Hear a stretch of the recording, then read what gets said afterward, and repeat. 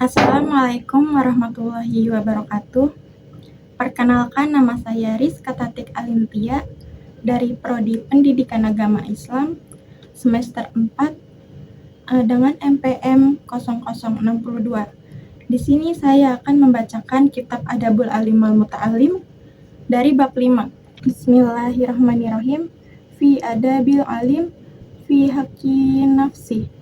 Adab tentang orang alim terhadap hak dirinya sendiri. Bismillahirrahmanirrahim. Al-awalu, yang pertama, an yudima, agar terus-menerus murqabatallahi ta'ala, merasa diawasi oleh Allah Subhanahu wa ta'ala, fi sirri, dalam keadaan tersembunyi, wal alaniyah, atau dalam keadaan terang-terangan. Nah, dalam penjelasan pertama ini menjelaskan tentang adab orang berilmu terhadap dirinya sendiri. Sebelum menyampaikan ilmu kepada orang lain, seseorang yang berilmu harus terlebih dahulu menjaga sikap dan perilakunya dalam kehidupan pribadinya. Seseorang yang berilmu harus merasa bahwa Allah akan terus mengawasinya, baik dalam keadaan tersembunyi maupun di hadapan orang lain. Kesadaran ini membuatnya tidak berani berbuat maksiat, serta menumbuhkan rasa takut terhadap Allah Subhanahu wa ta'ala.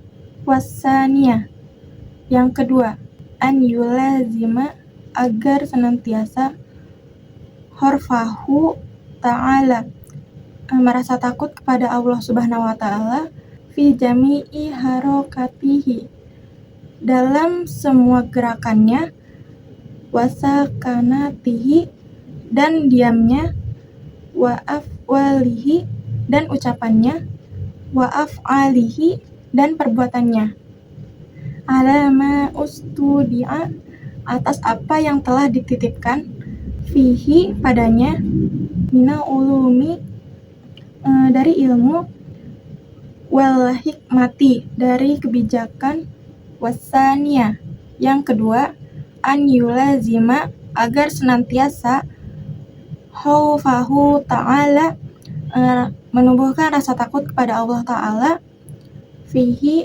dalam jami'i harokatihi, semua gerakannya, wasakanatihi, dan diamnya, wa aqwalihi, dan ucapannya, wa af'alihi, dan perbuatannya. Fa innahu aminun, sesungguhnya orang dipercaya, ala ma'ustudi'a, atas apa yang telah dititipkannya, fihi, padanya, minal ulumi, dari ilmu, wal hikmati, dan kebijaksanaan, wal khosyati, dan rasa takut, wa tarku zalika minal hiyanat, dan meninggalkan hal itu termasuk pengkhianatan. Wa qad qala ta'ala, dan Allah Ta'ala berfirman, tahunullaha, janganlah mengkhianati Allah, wa rasulu, dan Rasul, wa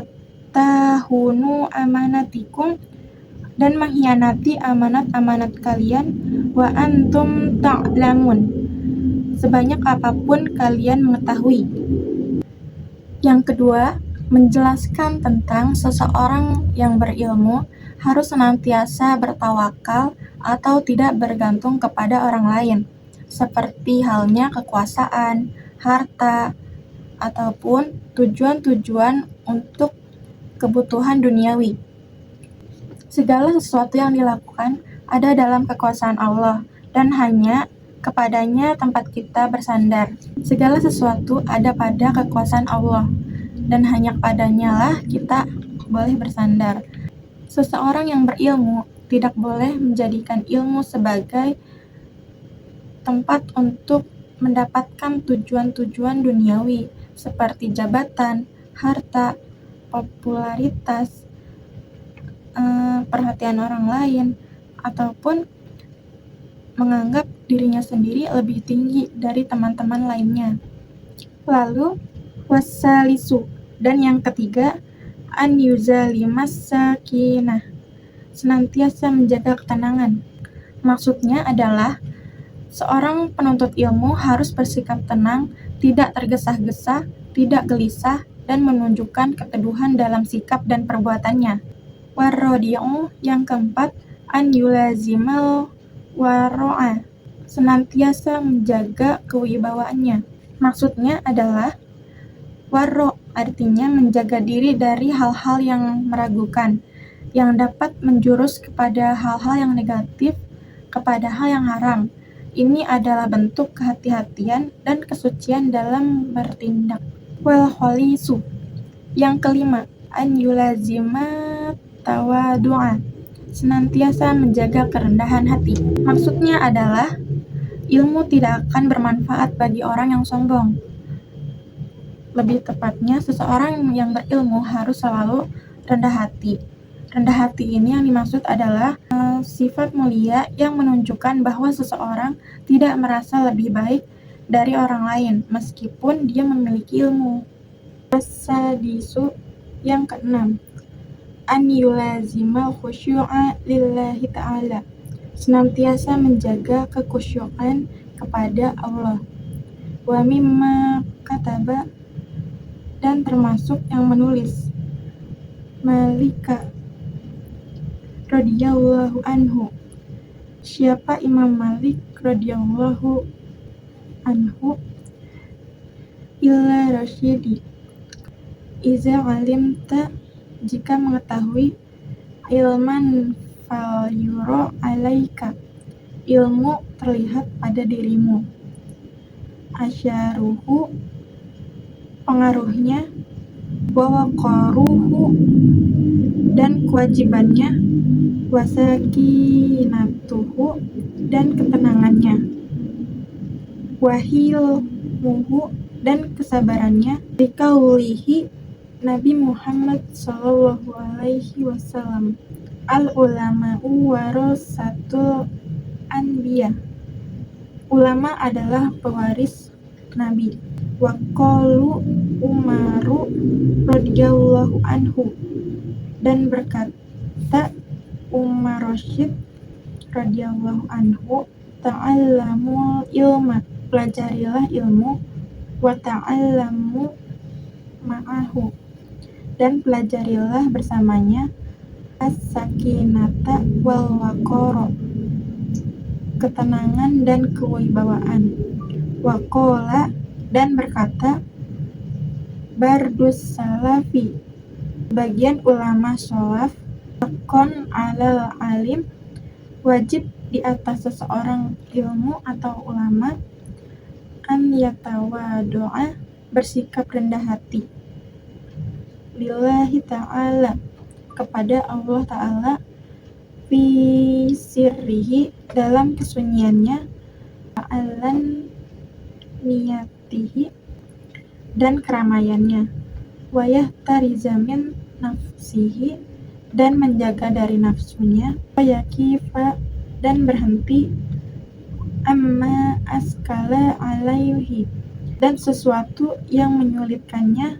Maksud dari penjelasan yang keenam ini adalah seseorang yang penuntut ilmu harus menjaga sikap khusyuk kepada Allah Subhanahu wa Ta'ala. Sikap khusyuk ini tidak hanya dalam ibadah saja, tetapi bisa juga dari tata cara menyampaikan ilmu dan dapat mempengaruhi sikap serta perbuatannya. Yang artinya ilmu itu bukan hanya dihafal saja, tetapi dapat membentuk kepribadian, seperti membentuk kepribadian menjadi pribadi yang lebih sabar, lebih tenang, berwibawa, dan lain sebagainya. Selanjutnya adalah sabi'u yang ketujuh, an yakuna, hendaklah, ta'wiluhu fihi jami'i umuri, ta'wiluhu fihi jami'i umuri, bertawakal dalam semua, bertawakal dalam semua urusan, alallahi ta'ala, di atas Allah Ta'ala.